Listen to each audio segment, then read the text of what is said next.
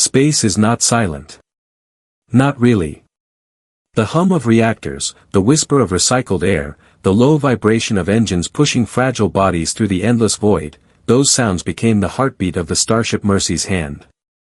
For Captain Jonathan Morrison, those sounds were not background noise. They were reminders. Reminders that the people under his command were alive, and that each breath, each heartbeat, was his responsibility to protect. Morrison had fought through many wars, but nothing could have prepared him for this. On the edge of an unremarkable star system, far from Earth, far from the colonies, far from everything familiar, he found himself staring at the unthinkable. An alien vessel, crippled and adrift, its life support systems failing. The crew, unknown beings from an unknown empire, were dying. Their distress beacon pulsed weakly into the void, like a candle flickering against the dark. Dr. Eliza Grant, the Mercy's Hand's chief medical officer, was the first to speak. "They'll be dead in hours, Captain. Maybe less. Their systems are failing completely." Her voice carried not just professional detachment but something deeper, compassion.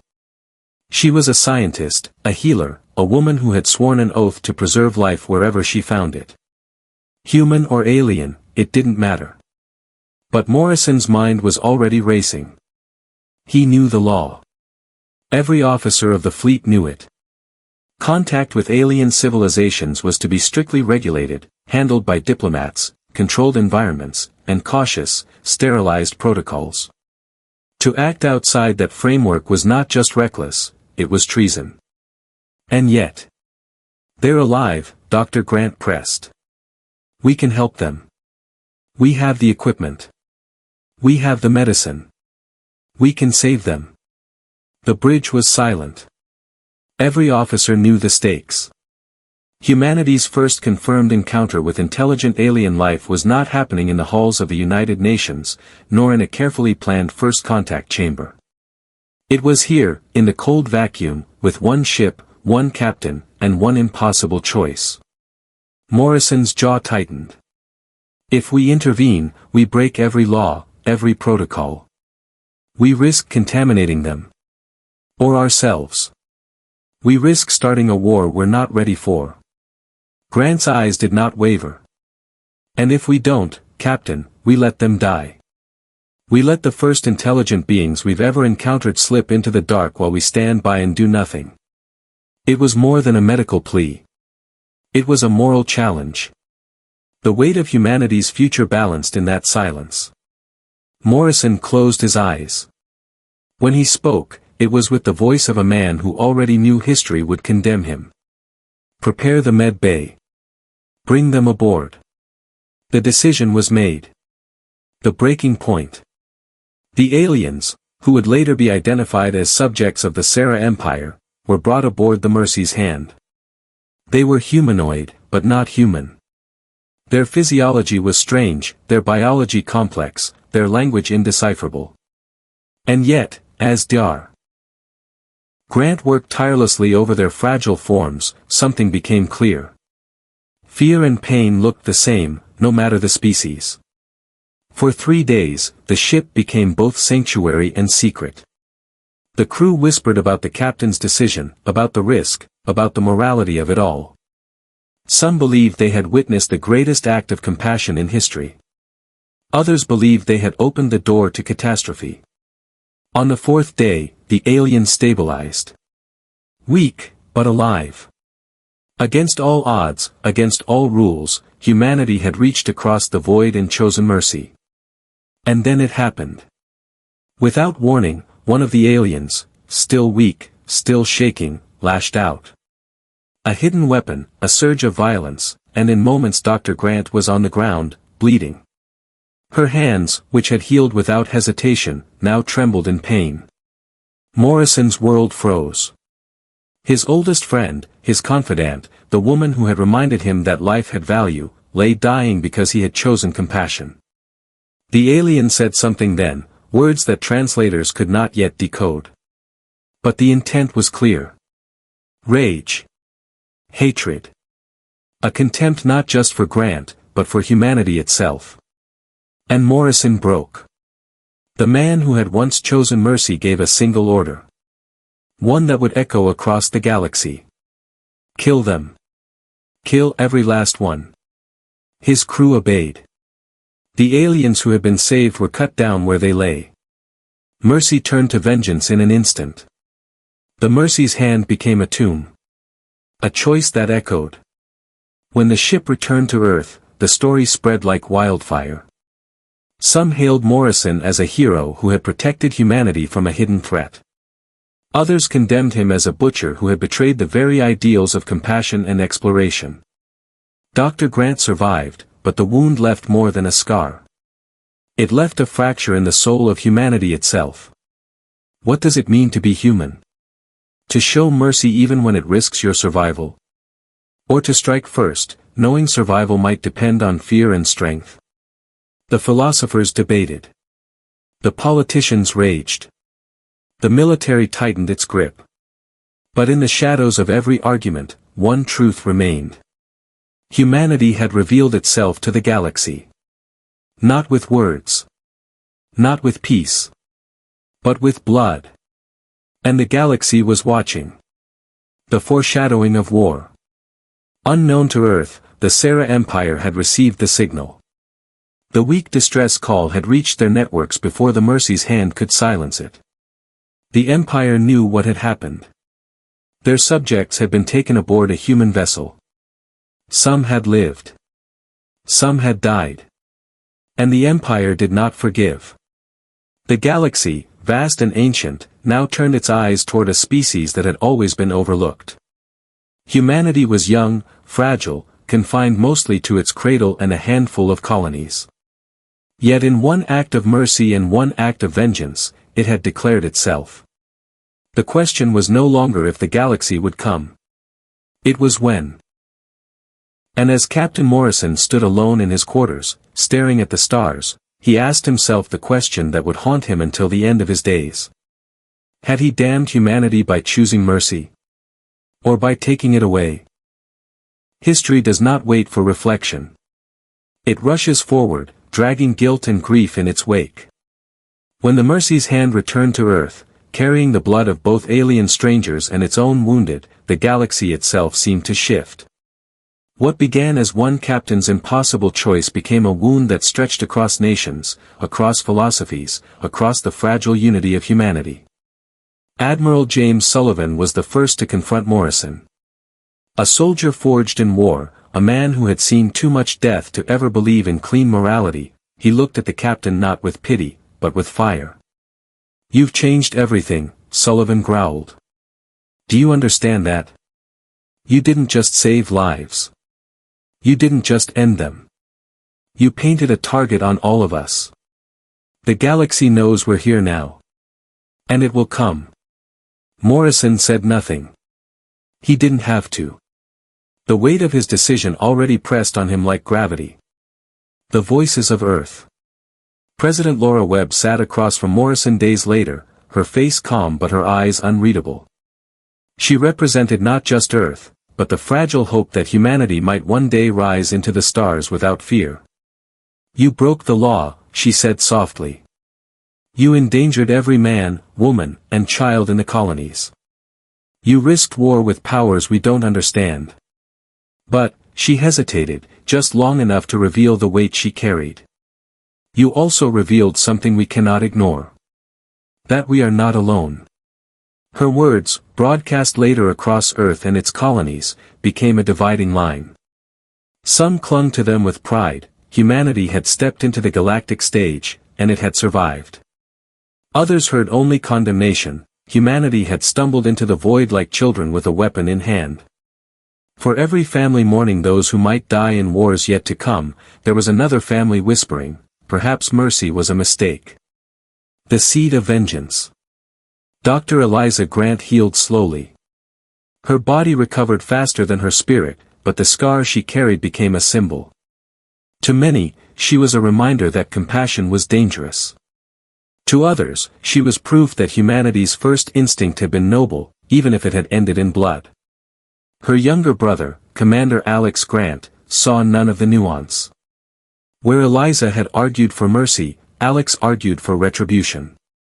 To him, the attack on his sister was not a misunderstanding. It was not cultural difference or alien fear. It was betrayal. They spat on her kindness, he told Sullivan, voice shaking with rage. They drew blood after she saved them. There is only one answer to that. Justice. No, vengeance. The admiral, hardened by decades of war, did not disagree. Quietly, in the shadows of official policy, he gave Alex the resources to do what Earth's politicians would not publicly admit they wanted. A campaign began. Unofficial. Unacknowledged. Ruthless. The Silent War. It was not an open conflict at first. Humanity's fleets were small, its resources limited. Against the vastness of the galaxy, the Sera Empire was a leviathan and humanity a fledgling bird. To challenge it directly would have been suicide. But Alex Grant understood something the Empire did not. Humanity's wars had taught it patience. Earth had learned to fight not with overwhelming strength, but with cunning, with persistence, with the ability to endure. One by one, Sera patrols disappeared. Outposts fell silent. Carriers vanished in the void. No declarations of war were made. No treaties were signed. The galaxy heard only rumors, whispers of a predator that hunted not for conquest but for retribution. And the galaxy watched with unease. A galaxy in turmoil. For centuries, the Sera Empire had dominated with unquestioned strength. To them, humanity was a curiosity, a primitive species barely worth acknowledging. But suddenly, their fleets bled. Their commanders hesitated. Their arrogance cracked. Neutral observers, other civilizations who had long bent the knee to Sera's power, began to wonder.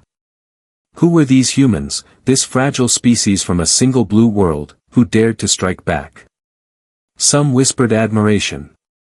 Others whispered fear. But all took note. The dividing line within humanity. On Earth, the debate grew louder. Scholars asked whether Morrison's decision had doomed humanity or saved it. Philosophers wrote of mercy and vengeance, of survival and morality. Priests and poets alike asked what it meant to be human when faced with an alien gaze. Some believed compassion was weakness, that survival required ruthlessness. Others argued the opposite, that without mercy, humanity would lose the very soul it sought to protect. President Webb tried to walk the impossible line. Publicly, she spoke of peace, of diplomacy, of humanity's intent to coexist. Privately, she authorized fleets to expand, resources to be poured into shipyards, and new weapons to be designed. She knew what Sullivan knew, that peace could not be promised when war was already underway. Alex Grant's legacy. Commander Alex Grant's campaign became legend. Some called it the Shadow War, others the Silent Rebellion. He left no survivors in the fleets he struck. He did not broadcast his victories, but he did not hide them either. He wanted the Empire to know that humanity had teeth. Yet even as he struck blow after blow, doubt began to creep in. Was he protecting his sister's honor, or avenging it? Was he ensuring humanity's survival, or forging humanity into the very thing it feared to become? Dr. Eliza Grant, watching her brother from afar, saw the toll. She had once believed compassion defined humanity. Now, she feared vengeance might define it instead. The shadow over tomorrow. By the time Morrison retired in silence, haunted by the choice he had made, the galaxy was already shifting. Humanity was no longer invisible. No longer ignorable. It had shown the capacity for mercy, and the ferocity of vengeance. The Sera Empire, once untouchable, began to fracture under the strain. Their fleets could not contain the endless harassment. Their subjects began to whisper rebellion. The myth of their invincibility cracked. But as one empire weakened, humanity's own heart grew heavier. It was no longer a question of if war would come. It was a question of what kind of war humanity would choose to fight. Would it be a war of survival? A war of conquest. Or a war that consumed humanity's very soul. The gathering storm. On a quiet night, Eliza Grant stood on a balcony overlooking Earth's sprawling cities. Light stretched to the horizon, fragile stars of their own making. Her brother was far away, leading strikes that history would one day record as both victories and crimes. She whispered a question to the night, a question no one could answer.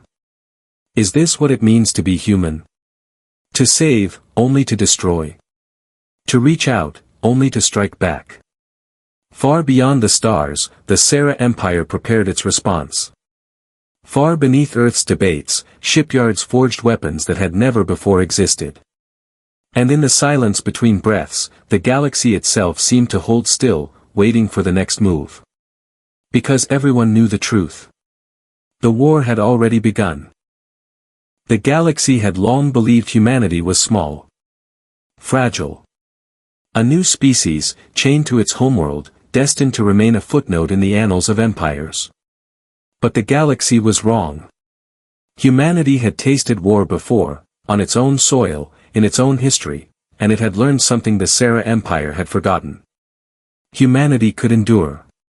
Humanity could burn. Humanity could become fire. And now, the fire was spreading. The architects of war. By the second decade of shadow conflict, the strikes led by Commander Alex Grant had become something greater than raids. They had become the framework of a campaign. Admiral Sullivan gave it a name that would echo across centuries, Operation Prometheus. We will not steal fire, Sullivan said. We will become fire. Prometheus was more than war. It was transformation. Humanity, once fractured between nations and colonies, united under a singular purpose. Shipyards lit the skies above Earth and Mars. Weapons beyond imagination rolled out of hidden laboratories. Every scientist, every soldier, every worker understood, this was no longer survival. This was ascension. The Sarah Empire, bloated with arrogance, had underestimated what a desperate species could do when cornered. For centuries they had ruled through fear. Now, for the first time, they felt it themselves. The collapse of an empire. World by world, system by system, the Sarah Empire fractured.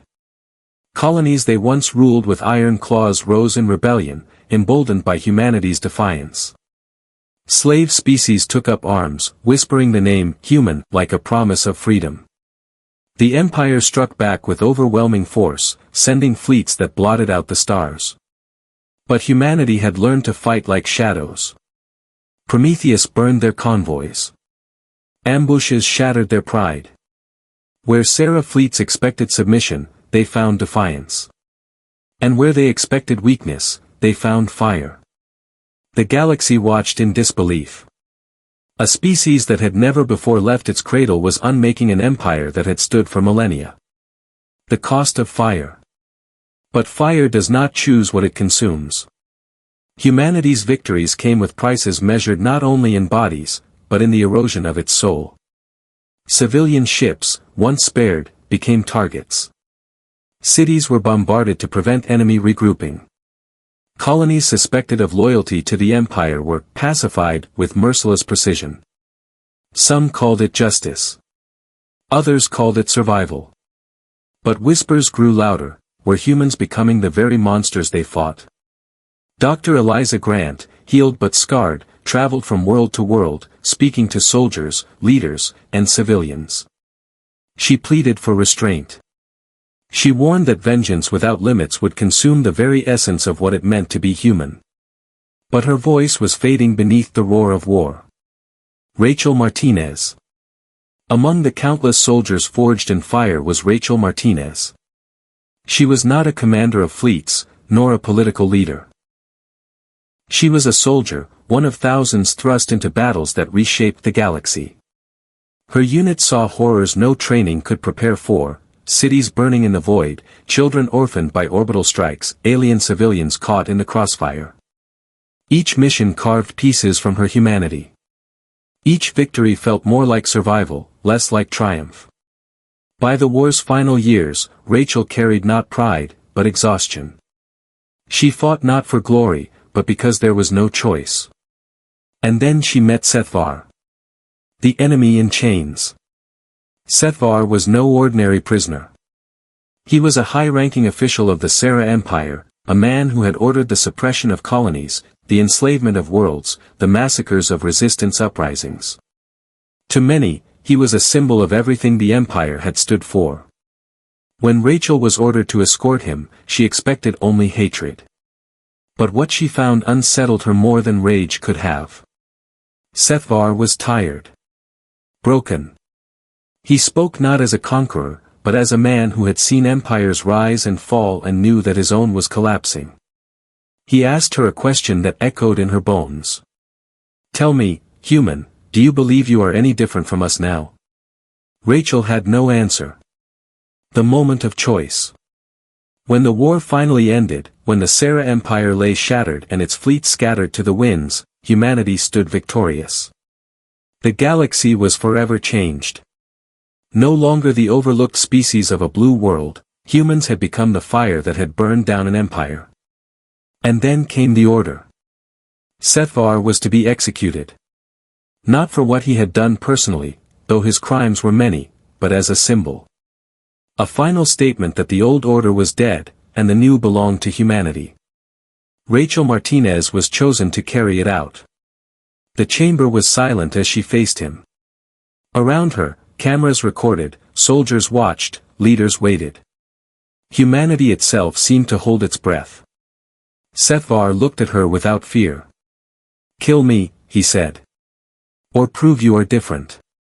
Rachel's hand trembled. She thought of the burned cities, the orphans, the blood spilled on both sides. She thought of Dr. Eliza Grant's words, long ignored, "If we lose our mercy, we lose ourselves." The galaxy expected vengeance. Humanity expected fire. Rachel lowered her weapon. The turning point. In that moment, a silence deeper than any in the void spread across the chamber. Sethvar lived. Rachel Martinez had defied the tide of vengeance that had carried humanity through war. And in doing so, she reminded them of something they had almost forgotten. Mercy. The decision did not erase the blood already spilled. It did not heal the wounds carved into the galaxy. But it planted a seed. A reminder that humanity's strength was not only its capacity for fire, but its ability to choose when to let the fire die. What it means to be human. The galaxy did not forget Prometheus. They did not forget the terror humanity had unleashed. But neither did they forget Rachel's choice. In the years to come, when treaties were written and new alliances forged, that single moment stood as proof that humans were not just destroyers. They were survivors. They were dreamers. They were beings who could hold mercy and vengeance in the same hand, and choose which to wield. Captain Morrison's first act of mercy had ended in blood. Commander Alex Grant's war of vengeance had nearly consumed their souls. But Rachel Martinez's refusal to kill reminded them all, humanity was not defined by mercy or vengeance alone. It was defined by the impossible struggle between them. And perhaps, in that struggle, lay the true meaning of being human.